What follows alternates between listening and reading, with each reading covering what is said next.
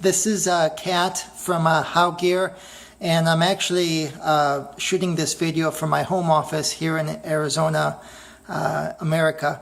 So what I wanted to show you guys was we finished our preliminary testing with the Ripstop that you sent us, and what we're seeing is that we're seeing a lot of penetration of water over time through the Ripstop material.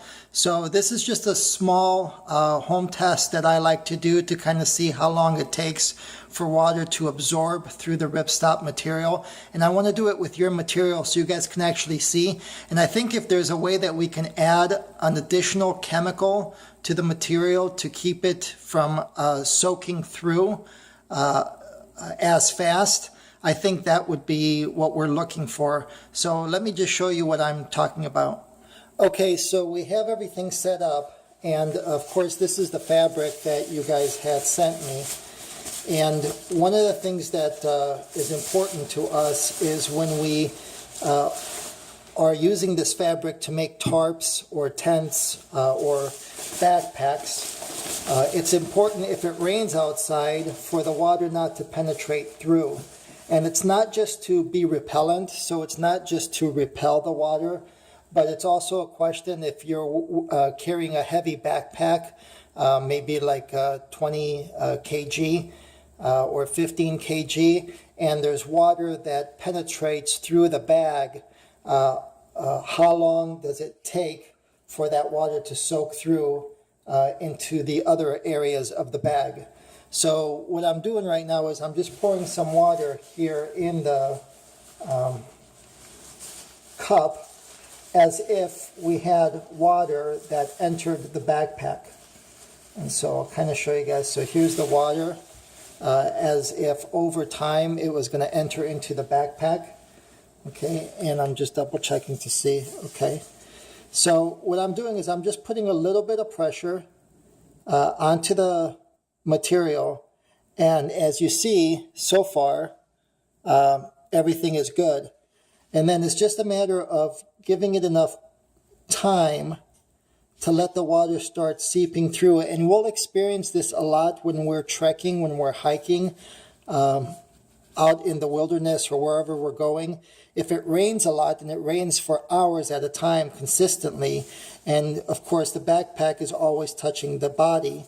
So the question is, how long does it take until this water starts penetrating through the material?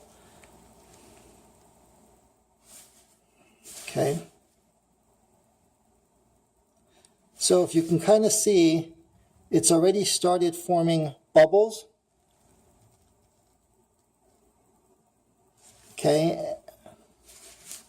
Let me bring it a little bit closer.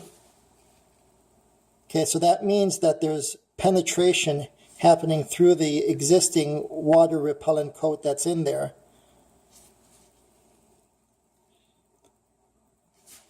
And I'm just doing this here. It's only taking a few minutes, but the question is, you know, most of our treks that people do, they can be hours or days long. So what happens once this water just starts seeping through the material? Then it starts wetting everything else in the backpack. And of course, then we have a problem. So what we're trying to create is not just water repellent, but also water resistant. And we want to use it with the Ripstop material.